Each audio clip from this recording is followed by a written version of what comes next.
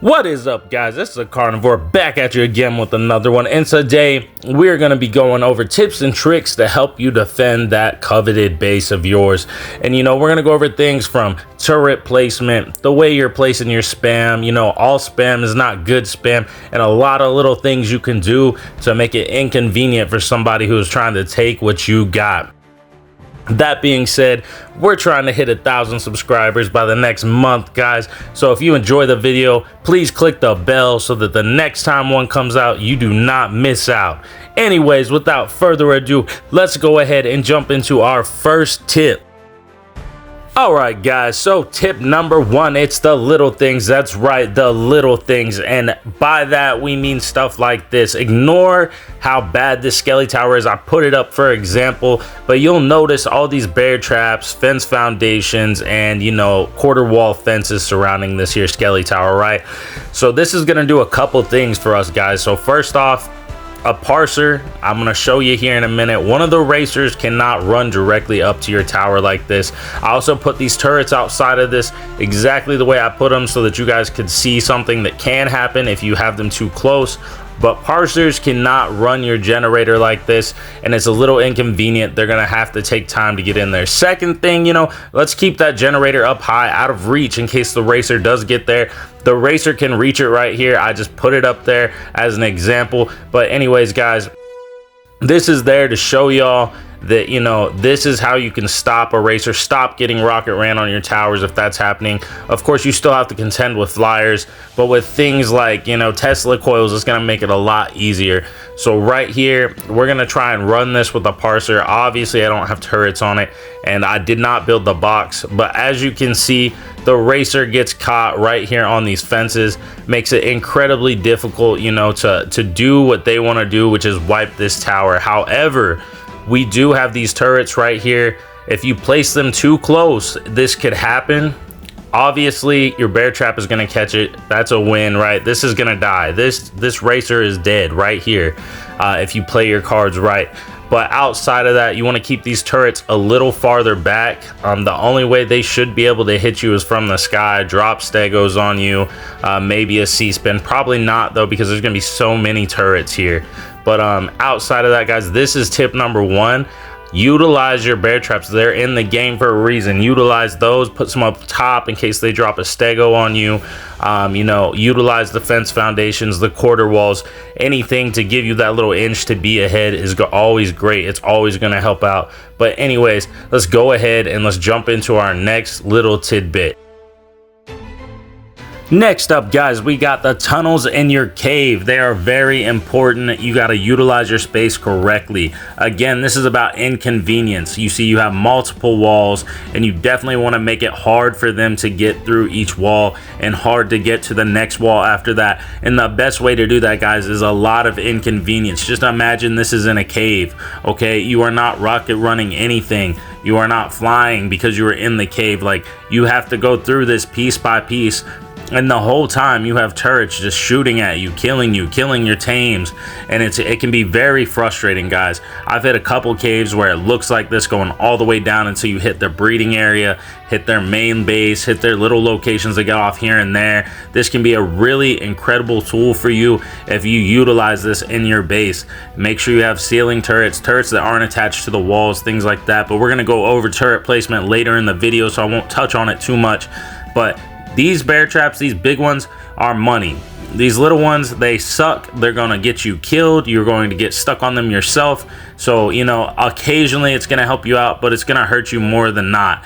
So the big bear traps, the fence foundations, and the actual fences. And next, the same part of this tip is reapers and purlovias. I know, so stupid, but we're talking about something that is an inconvenience, guys.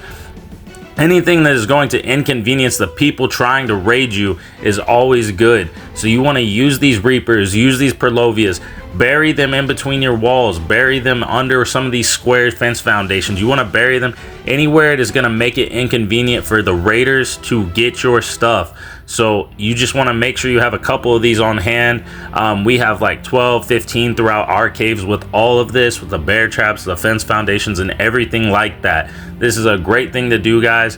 And if you do this, you can be offline for a minute. It is going to take a minute to get through the cave. But anyways, take one last look. We'll go ahead and we'll jump into this next tip.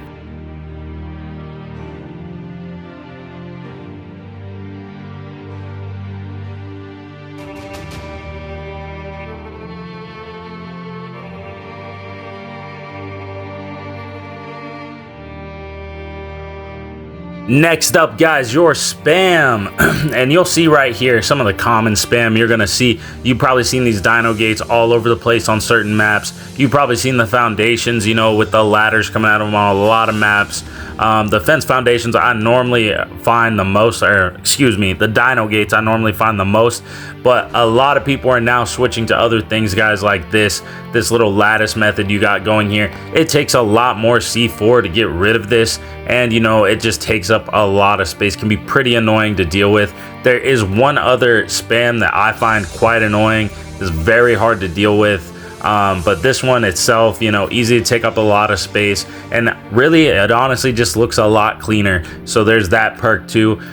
But let's go ahead and look at this other spam right here. This is probably the best kind of spam that you can lay out front of your base. It is very hard to find. It's very hard to deal with. You switch to the skinny pillars, and then you just start fitting it in any cracks that you can, and you just put it down, because you cannot build within 60 meters of one of these pillars, or a foundation for that matter. So you just find anywhere to hide it where it's not going to be easily seen. One of the great places to do this is like in the cracks and slits on the sides of the walls. If you have a river, you know, under your base, like right here, you can put them there. Another great place, guys, is under bushes, like right here. This is a great spot. These bushes right here, if you put one in here, you can't see it after you place it. You'll definitely have to have a hard time going. Last time I had to deal with this, I used orbit cam, you know, to look around, and then I switched to the camera mode because it's much better to find all these. But you can put them in some pretty crazy spots, and people will have a hell of a time trying to figure out why they can't put their structure right there, because there will be nothing that they can see that is preventing them, and it is very, very inconvenient and very frustrating, guys. But let's get ready and hop into the next tip.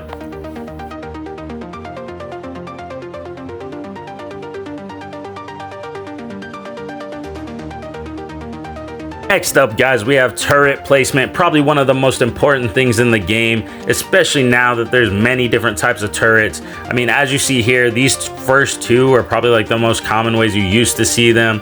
And these are very dumb ways, in my opinion, to build turrets, like to place them. Right here is my preferred method, the floating turret. And I'm going to show you all in a second how to, you know, build those. But the big thing here, guys, is LOS. You want to make sure that your turrets always have the best line of sight. And when they're placed like that, you know, they got up, down, forward, back, and it's pretty good. And they're, you know, a lot easier to wipe when they're on something like a triangle foundation like that other one.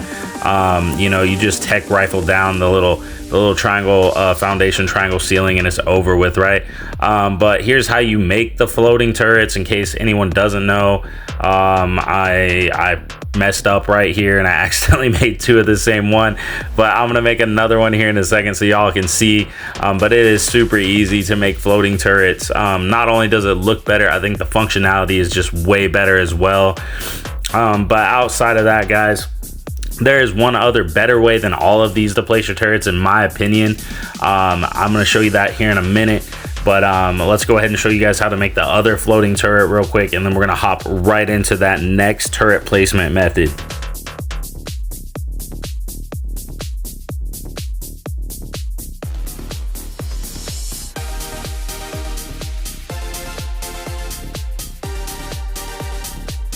Here we are, guys. This is, in my opinion, the best way, you know, to place turrets if you can. Not on a foundation, not on a wall, not on any kind of structure. It is much harder this way, in my opinion, because, you know, you do not have to, like, if you lose your wall, if your wall gets blown apart, the turrets that are in the up above, they don't just break and fall down. They can't just shoot out your wall. They have to individually take out all these turrets. Of course, if you have techs, you need to supplement them, you know. But anyways, on to the last one, and of course it is going to be your offline timer, guys. That is right, your offline timer. The offline timer is everything.